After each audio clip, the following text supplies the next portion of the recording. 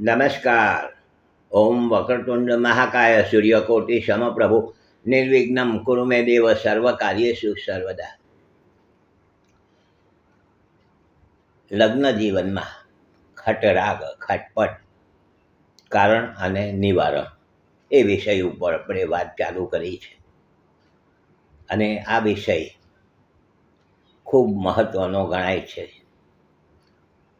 ખૂબ જેને કહેવાય મોટા ભાગના લોકોને આ પ્રશ્ન સતાવતો હોય છે.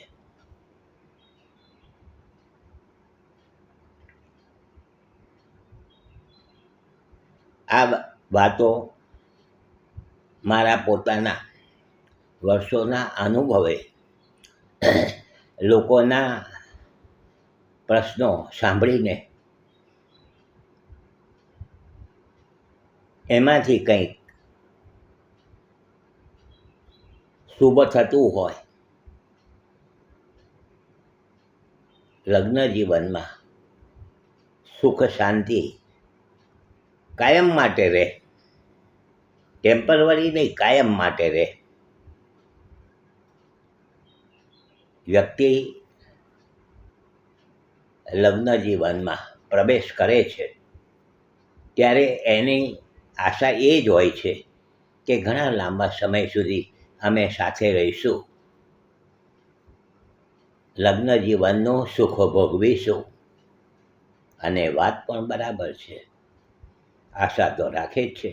લગ્ન થાય છે અને લગ્ન થાય એટલે કંઈ થોડાક સમય માટેના આ એગ્રીમેન્ટ કે કરાર નથી, જીવનભરના કરાર કર્યા હોય છે, જોડાતા હોય છે.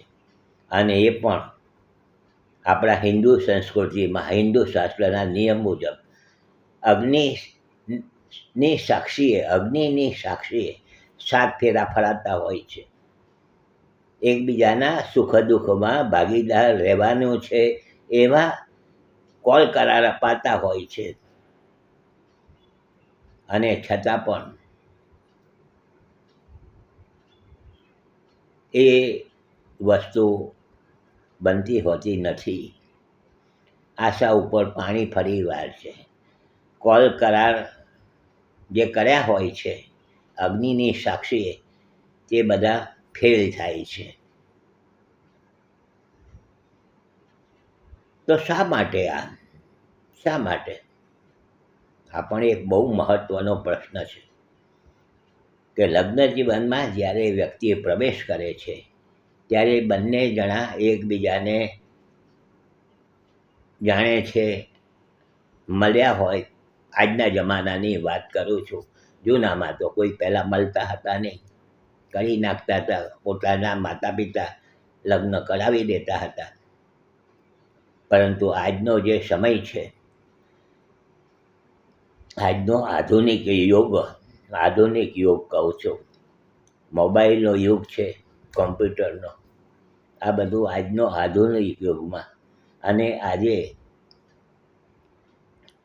વિદ્યા અભ્યાસ ખૂબ વધી ગયો બધાનો, ખૂબ નવી જાણકારી લોકોએ પ્રાપ્ત કરી આગળ વધવા માંડ્યા.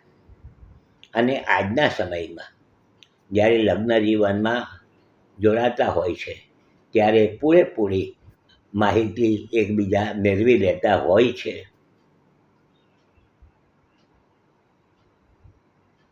આજે એમ કહેવાય કે ભાઈ બાયોડેટા આપો તમારો, બાયોડેટામાં પછી તપાસ પણ થાય.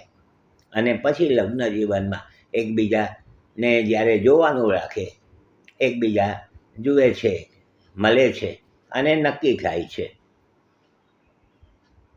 અને છતાં પણ મતભેદ થોડાક સમય પછી ચાલુ થઈ જતા હોય છે.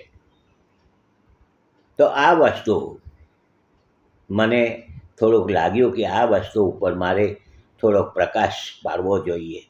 પુસ્તકો તો મેં ખૂબ લખ્યા છે, એમાં તો મેં ખૂબ જાણકારી આપી છે, પરંતુ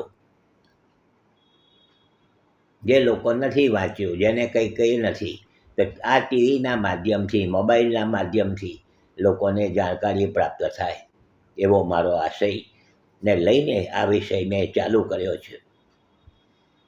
જોતા રહેજો, લાઈક કરજો, શેર કરજો. હસમુખલાલ ઝવેરીના સૌને નમસ્કાર. જય શ્રી કૃષ્ણ. ઓમ નમઃ શિવાય.